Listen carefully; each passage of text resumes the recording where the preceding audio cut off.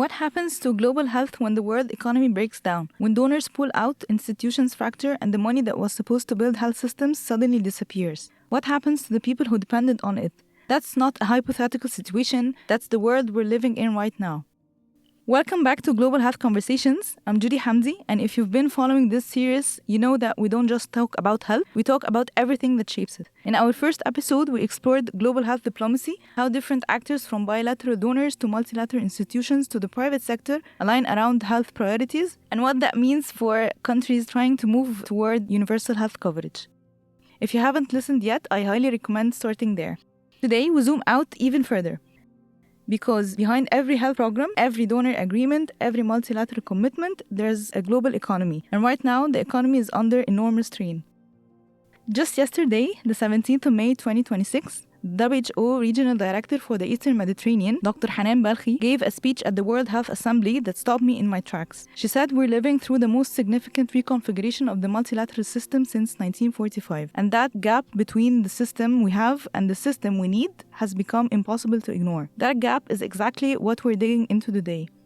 Because when the global economy fractures, when financial shocks hit, when geopolitical struggles or conflicts reshape who funds what and why, when major donors restructure or disappear entirely, health systems in low and middle income countries pay the price. Not as an abstraction, real systems, real people. To explore this, today's guest has spent decades working at the heart of international development, and that expertise is exactly what this conversation needs. Professor John Harris. Professor John teaches at the American University in Cairo School of Global Affairs and Public Policy, where I was lucky enough to take 2 of his courses during my master's degree, Governance of the Global Economy and Multilateral and Bilateral Cooperation for Development. Both sit at the exact intersection of everything we're about to discuss. But Professor John doesn't just teach this, he's lived it. He spent nearly 14 years at USAID managing programs across Vietnam, Ukraine, Southern Africa, Central Asia, and the Middle East, directing portfolios in clean energy, water security, crisis response, and strategic communications. He's seen firsthand how development cooperation works on the ground across sectors that most people would never connect to health. He holds a master's in water science, policy, and management from Oxford and a BA from Stanford. His perspective is exactly the kind this podcast exists to bring in. Because understanding global health today means understanding the economic architecture that either enables or undermines it. Professor John, welcome to Global Health Conversation. Thank you so much for having me, Judy. It's a great pleasure being here. It's such a pleasure to have you here. And honestly, as someone who sat in your classroom not long ago, this feels a very special contribution to our conversations.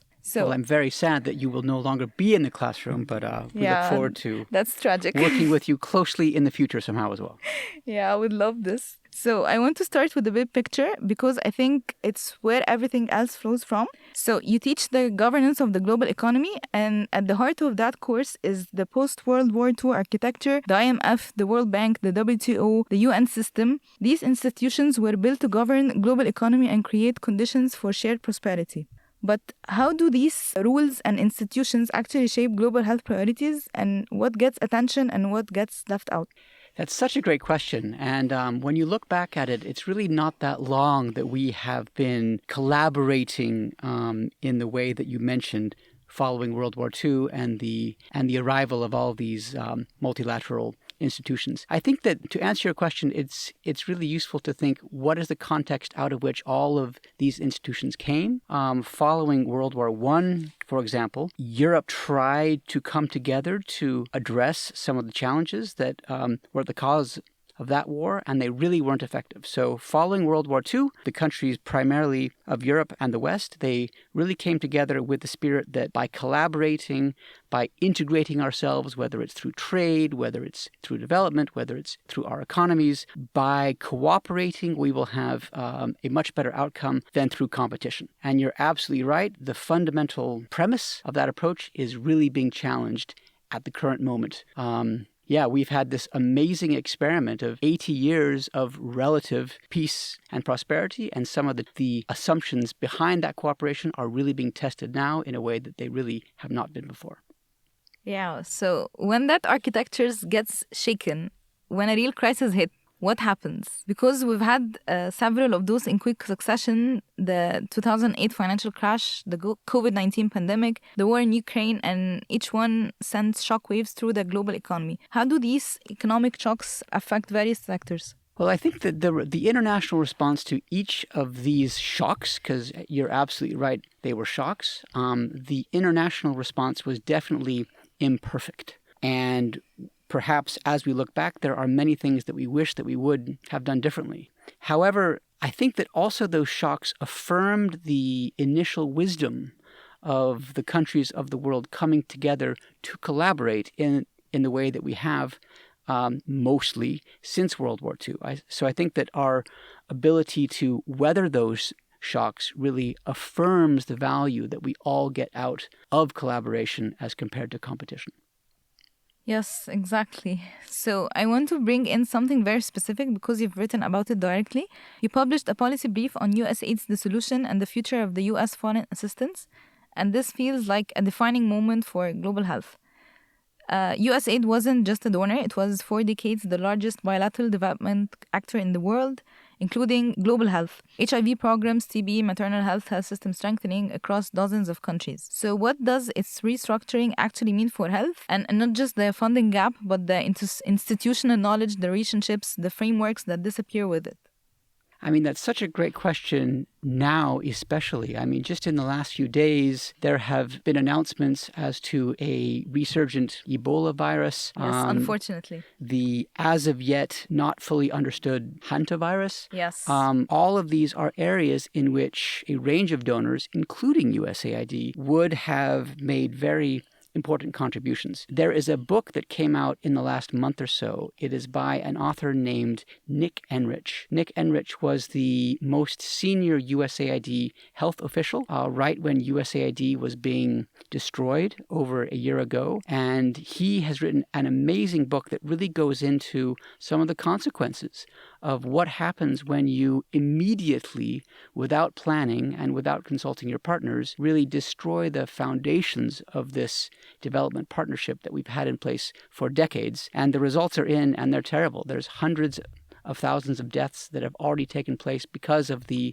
end of USAID programs. And there's a very interesting publication from The Lancet that predicts that that number is going to be tens of millions by the time we get to 2030. So I would say this is not only is it a car crash, it's an ongoing car crash, and the implications and the consequences are coming into focus as we go along. Yeah, it's tragic how unexpected the aftermath of these rapid closure of those programs and their impact on the people who benefit from it. It's unthinkable. So this connects to something I've been thinking about a lot. In your experience, working across Southern Africa, Ukraine, Vietnam, and the MENA region, bilateral donors were always balancing health against other priorities: energy security, water management, crisis response. So how would you explain this? I think that's such a good question. Before we fully move away from the last question, I just want to add one thing. There was that great quote by Bill Gates when he said, "The image of the world's richest man removing support away from the world's most in need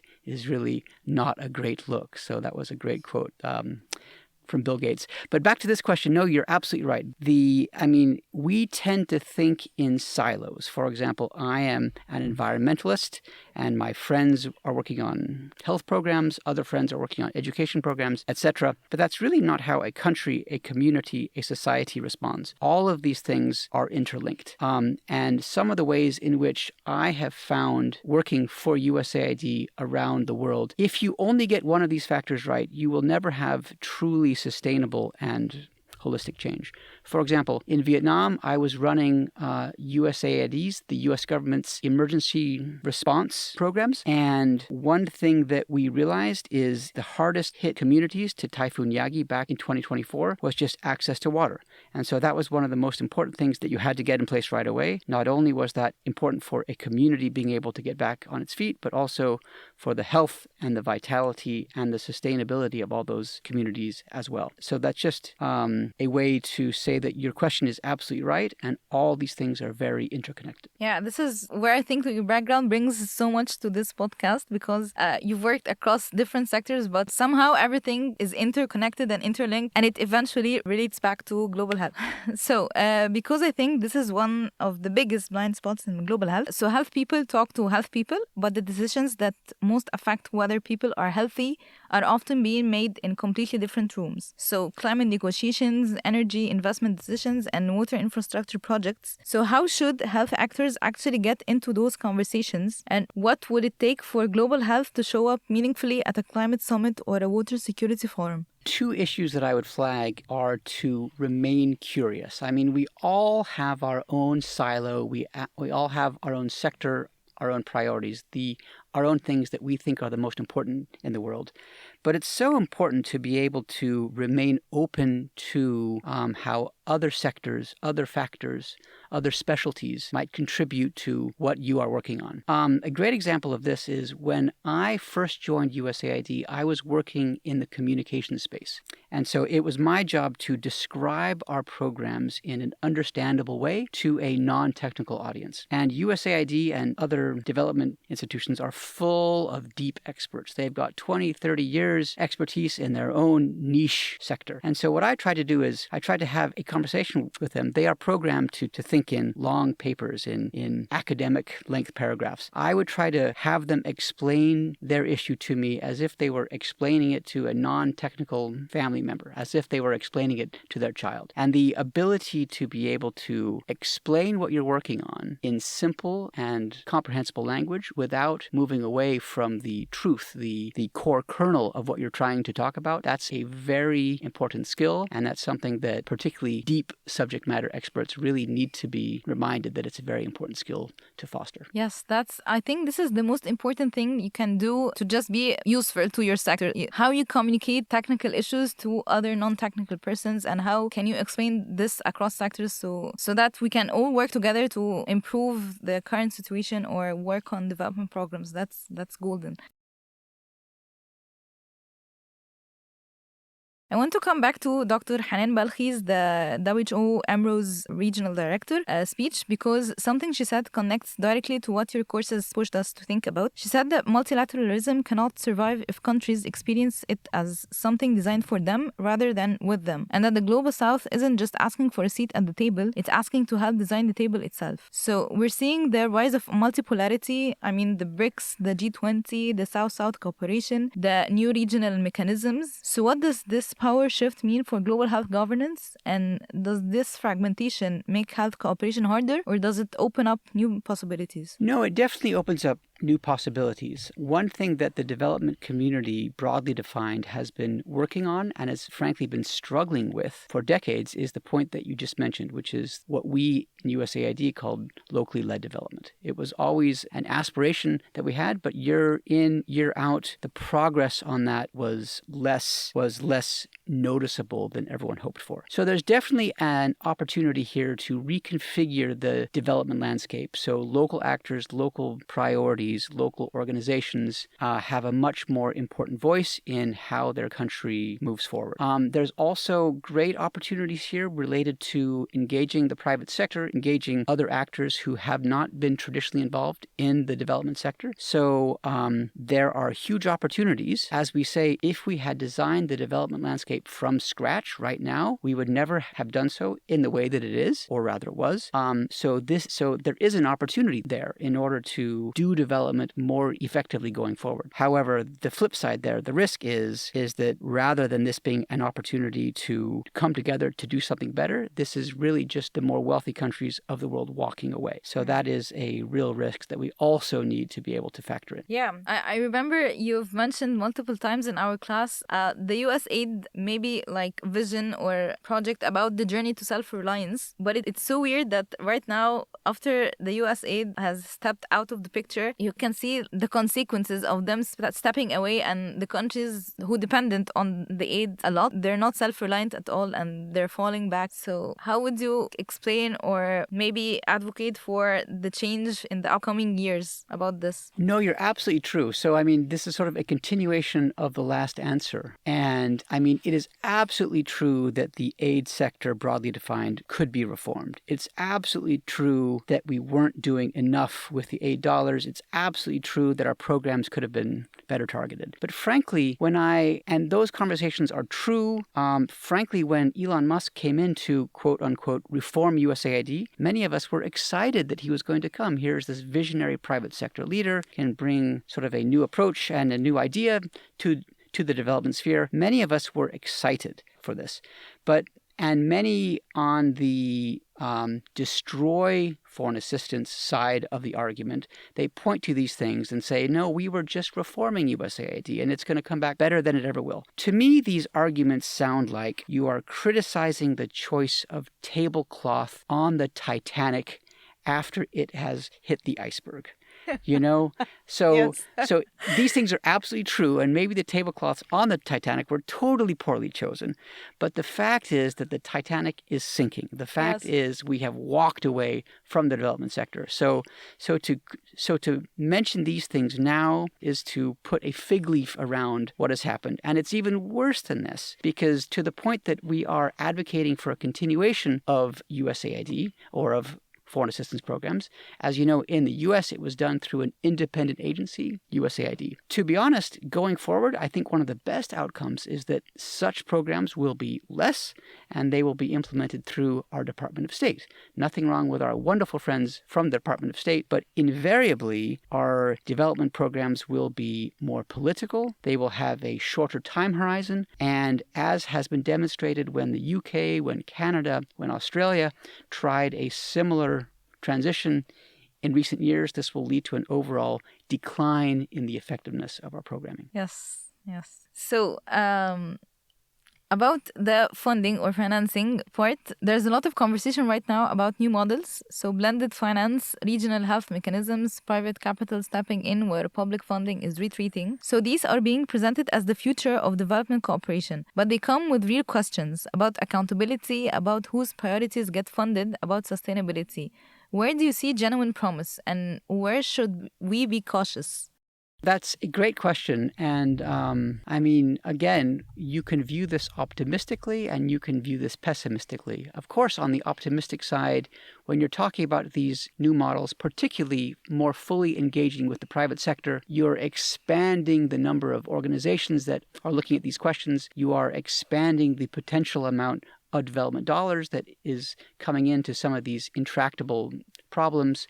Frankly, you're expanding the solution set. You're bringing different people with new ideas. And this is great. But of course, there's a risk that is not the model. There is a risk that the traditional donor governments are simply walking away. They are simply viewing development as much more transactional than they ever did. And of course, there's always been an element of foreign assistance that was related to soft power. But there was also a very important animating element related to values and trying to project the values of your country around the world. If we are simply retreating back to everything is a transaction, well, I am worried that this is going to get development dollars to where they are needed most, and I'm worried that this will no longer be very sustainable. Actually, there's a lot of people talking about this shift in the global arena from the globalization to going back to pure nationalist agendas and like countries coming back to working in silos and just focusing on their internal affairs without giving much attention to what's going on in the world. And I think that, I don't know, it feels dangerous to think about that because the world we live in is very interconnected and doesn't just make sense that we can go back from the huge steps we took into globalization